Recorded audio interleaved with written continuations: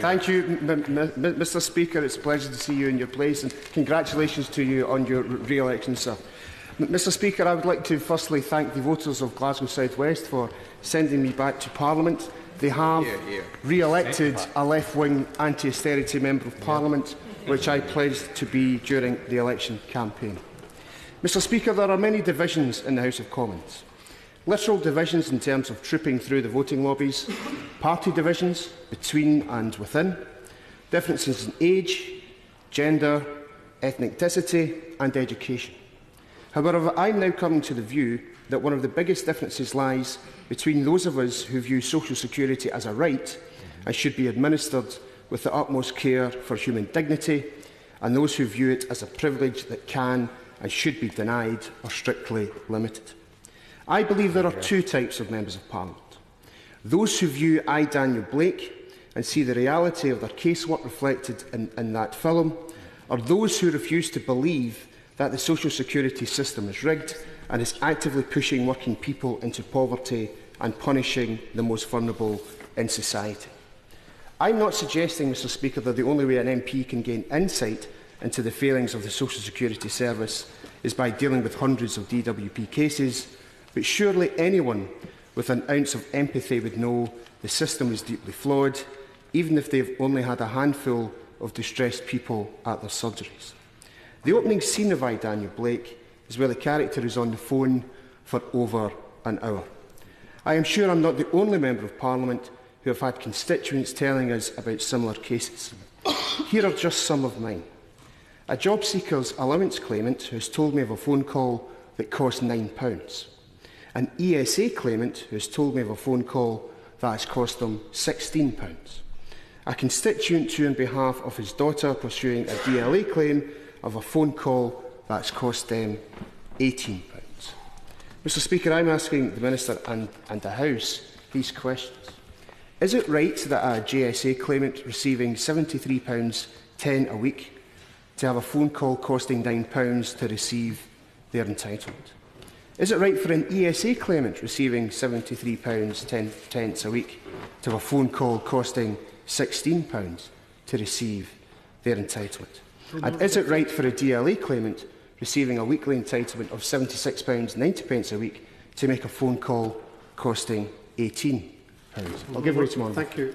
Grateful to my honourable friend for giving way. He's talking about the injustice of these payments that are being made and the amount of money that people have to pay.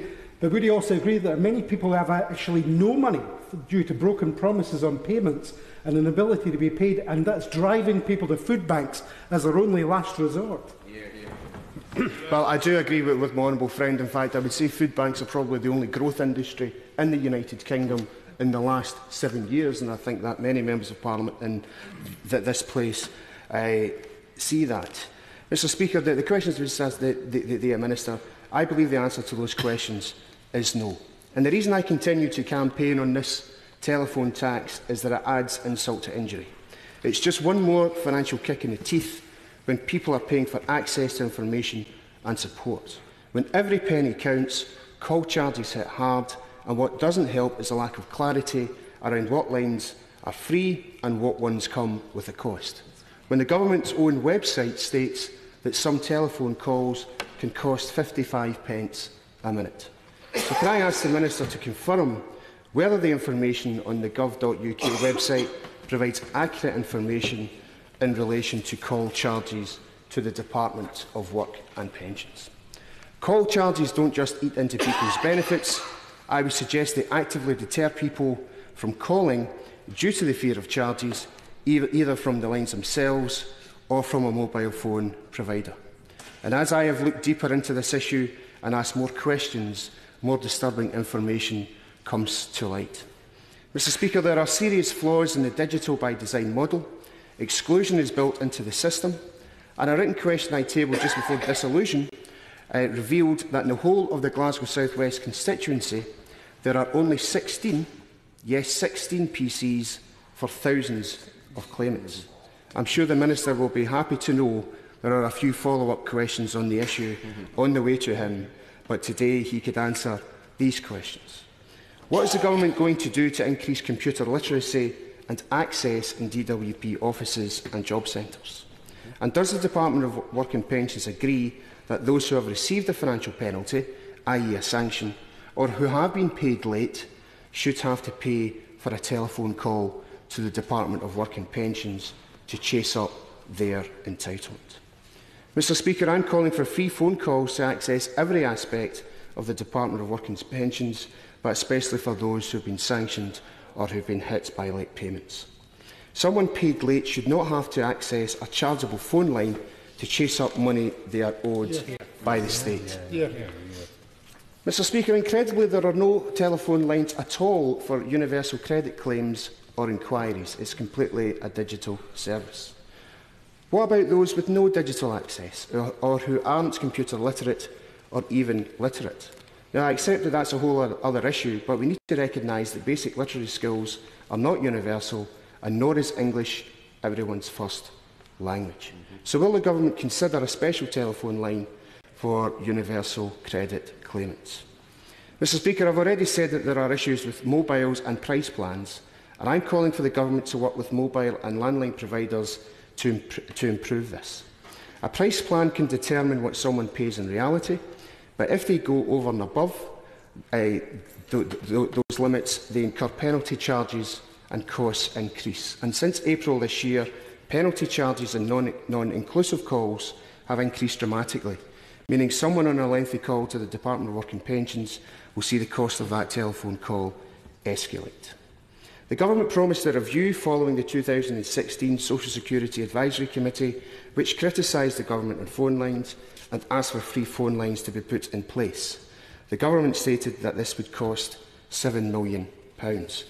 But the Government also responded and made a number of recommendations, including having a callback system. Well, like many a frustrated claimant, we are still waiting. So can I ask the Minister, when can we expect this review to be published, and will it include working with mobile and landline providers to reduce, as far as possible, eliminate costs for DWP claimants? And is £7 million not a small amount in the overall Government budget to ensure that the most vulnerable and those in need do not pay for telephone calls that they cannot afford? Mr Speaker, it's bad enough that official helplines hit callers with added costs, but on top of everything else, there is a thriving business in ripping off the vulnerable. The so-called call connection websites, which advertise Government services phone numbers and claim to be providing a service. In essence, these are fake premium rate connection numbers. The Government have described these in a ministerial response to myself as unethical but not illegal. So can I ask the Minister, what action are the Department of Work and Pensions taking to eliminate these advertised call connection numbers, which are charging premium rates to the most vulnerable in society? And is it not time that we stopped these scammers? Mr Speaker, the Fair Telecoms campaign have been doing good work in exposing these scams, and have called for Ofcom and the Premium Rate Services Authority to take the necessary action. However, I would suggest that the Government needs to take a lead on this and work with these authorities to stamp out this practice. Can the Minister commit to doing this and meet the relevant parties to take action? Failure to act on the concerns raised by myself and those who campaign against the telephone tax would indicate that this isn't a priority for this Government and that fairness and social justice does not feature high on their agenda. My concern, Mr Speaker, is that Brexit will skew Government time and attention away from addressing these issues, but I intend to use as much parliamentary time available to me to keep this issue front and centre. Financial penalties and real hardship are being inflicted upon people every day because the inquiry lines and support services are not fit for purpose. I'll give way to Mono. I thank my honourable friend for giving way. When he talks about services that are not fit for purpose, and he mentioned the need for people to access computers in places like Job Centre, does he agree that we urgently need clarity on the future of Glasgow's job centres and that they, precisely for the reasons he's outlining, need to be saved? I thank my honourable friend for that excellent intervention, because he is correct. It is unacceptable that Glasgow has been asked to have half its job centres closing. Half the job centres are under threat in some of the most deprived communities in our city, and I hope that the Government will, in reflection of today's compassionate conservatism, we were told, take a step back from that particular proposal. Mr Speaker, the Government's own estimates is that there are £222 million of unclaimed pension credit and unclaimed state benefit. I pledged in my election address to work with pensioner groups to improve take-up of these entitlements, for that is exactly what they are, earned benefits, not a government charity handout to be granted if deemed sufficiently worthy. And I also pledge, along with my colleagues in the SNP, to fight for justice for the WASPy women. I strongly believe that far from enforcing a brutal sanctions scheme, the Department of Work and Pension staff could be more usefully deployed, helping people claim what they're entitled to, and instead of hounding the vulnerable. The impact this has on claimants' mental health should not be underestimated. And I'm chasing up the issue of how many staff vacancies are being unfilled in the Department of Work and Pensions, whether through budget pressures or high turnover. In conclusion, Mr Speaker, I must bring to the attention of the House that today is a highly significant day, and I don't mean the delivery of a threadbare Queen's speech devoid of vision, but today legislation that was tabled in Scotland's Parliament, the Social Security Bill, which will give ministers the power to deliver 11 benefits, including DLA, PIP, carers allowance and winter fuel payments. As Jean Freeman, the Minister for Social Security, said today, dignity and respect is at the heart of our social security system, a marked contrast to the approach that the current UK Government is taking as their unjust welfare cuts continue to cause misery and push more people into poverty. The Scottish Government will remove the private sector from disability benefit assessments, a clear demonstration of the fact that when powers are devolved, we use them to bring fairness and tackle injustice. I could wish all powers were available to enable us to shape Scotland's future, but where we can, we will act, and I'm happy to confirm, and exclusive, Mr Speaker, that the Scottish Government approach to telephone calls will be that there will be no rigid script, a more holistic approach to those seeking advice and entitlement, and most importantly of all, that all calls to the Scottish Government Social Security Service will be free to those seeking entitlement. That proves, Mr Speaker, once again, that showing what can be possible if there's a political will to do so. Thank you, Mr Speaker, and I look forward to the Minister's response to my many questions. Thank you. To reply to the debate, I call the Minister, Damian Hinds. Thank you, Mr Speaker. I'd like to congratulate the honourable gentleman, the member for Glasgow South West, for securing this debate on the costs of calling the Department for Work and Pensions. And I'd also like to thank him for his continued interest in these important matters. At the DWP, we seek to ensure the correct balance between delivering high levels of customer service and experience while balancing the demands on the public purse and therefore protecting the taxpayer. DWP's policy is that calls to claim benefit should be free, so it uses 0800 telephone numbers for these calls. The department uses 0345 telephone numbers where customers call for other reasons, and these are calls that typically take less time to resolve. The exception to this is universal credit, as the service is designed to be accessed online and telephony services are used as a fallback. It would not be, if he'll... Yeah, go on. The Minister says that the services are are supposed to be online. Does he realise that in rural areas that's not always an option for people to access, and that's why phone calls are so important for people in rural constituencies as well as those people who can't access the services online? Yes, Mr Speaker, of course I do recognise that, and I represent a rural constituency myself, and it is important to have options available where they are necessary.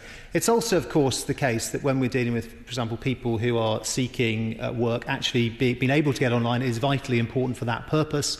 That's one of the reasons why we ensure there's also IT provision inside the job centre. It would not be an effective use of public money to build universal credit itself around a free phone telephone number, but where customers do need to call DWP regarding their claim, it's through an 0345 number. The costs to call an 0345 telephone number are set by individual providers, but they are never more than the cost of a geographic number, which are those with 01 and 02 dialing codes. 0345 telephone numbers are typically included in any free or inclusive minutes in a caller's landline or mobile telephone contract. Although there are, of course, a multitude of service providers and tariffs, I can confirm that calls to 0345 numbers are included in bundled minutes for mobile services for the biggest providers, EE, O2 and Vodafone, as well as the majority of other providers. I know the Honourable gentleman has raised the use of more expensive 0845 telephone numbers in the past. I'm pleased to be able to confirm that DWP does not use 0845 telephone numbers in any of its communication channels. We replaced 0845 numbers with 0345 numbers through 2014 and 2015. This was completed before the Ofcom changes to call charges came into effect in 2015, which made calls to 0845 numbers more expensive. After the DWP 0345 numbers were introduced, customers calling an old DWP 0845 telephone number would receive a recorded message informing them that they should redial the correct 0345 number, and there was no charge for the call to the old 0845 number in that instance. I appreciate, of course, that some of the most vulnerable people in society have to contact DWP services, which is why if a caller raises concern over the cost of a call, we offer to call them back. The Department also provides controlled access to telephones for claimants in job centres when required to help with any benefit inquiries. Additionally, DWP has expanded its once-and-done service centre approach across its working age, disability and specialist sites so that it can meet a claimant's needs during the first call whenever possible. DWP continues to review and identify opportunities for integrating telephony and benefit processing activity to further improve the service delivered. The Department is proactive in considering how to further reduce any potential cost impact on customers when they need to transact business. Honourable members will be aware that in delivering welfare reform, universal credit is designed to be accessed online with telephony services used as a backup. The universal credit experience is delivering an effective channel shift away from the use of telephony, with over 90% of new claims to UC through digital interfaces and away from the telephone. If it'll forgive me, can we see how time goes? But there is always a telephony option available for people who may not have internet access or who are experiencing difficulties accessing the service online. DWP is also looking to exploit new and emerging technology to keep in touch with claimants. We've introduced SMS text messaging for a number of service lines to confirm to customers receipt of their claims or information or documents, or to let them know when they can expect an outcome. These changes reduce contact from claimants chasing updates whilst increasing the overall customer service experience. This service operates for new claims to employment and support allowance and job seekers, and was introduced more recently to acknowledge receipt of footnotes. DWP is developing a strategy across all of the services it delivers, which will allow us to safely transition our key telephony platforms and consider how to make best use of new technologies and contact channels. Given the complexity of the services that the Department delivers and the range of customers we interact with, it's vital to ensure that we really understand the range of services that citizens need to interact with us going forward. I'm sure that honourable members will appreciate that a one-size-fits-all approach would not be successful. The Department has to strike the right balance between the cost to callers and the cost to taxpayers, which is why there is a mix of free phone and paid but never premium rate telephone numbers available to citizens. If the 0800 numbering range was extended across all service lines, it would, as the honourable gentleman said, it would cost the taxpayer an additional £7 million per year. I thank the Minister for giving way. Can he confirm then that the gov.uk website that says that telephone calls can cost up to 55 pence a minute for 0345 numbers is correct information? I have here the printout of that page, and what the page lists is a number of different prefixes for telephone numbers, and members will be aware that these days there are more prefixes of telephone numbers than when we were growing up. This is as a service on the government website to help people to understand what it means if you see an 03 or an 0845 or an 07 and so on. It lists out a range of costs for geographic numbers. Those are the numbers that we have in our homes, the 01 and the 02 numbers, and it lists a range for 03 numbers. And the range for the 03 numbers is the same as the range for the geographic numbers, because that is the way that the tariff reflects. And I'm happy to confirm, Tim, that we've been through that information today. There are a couple of minor points on the gov.uk information site which need to be updated, but they do not relate to any of the number prefixes that are in use at the present time by DWP. Yeah. Thank you very much. We'll take that as a yes. So can I ask him then? He talked about a whole range of services and using different telephone lines and numbers for those services. Can I ask him to seriously consider setting up a free phone line for those who've received benefit late? For example, someone who should have had money on a Friday, who then has had to chase that up on the Monday. Well, Mr. Speaker, obviously we want the system to be as accurate as possible. We want to reduce the requirement for people to be in touch with the department for those reasons, and when they have to, we want that to be done as quickly, as efficiently as possible.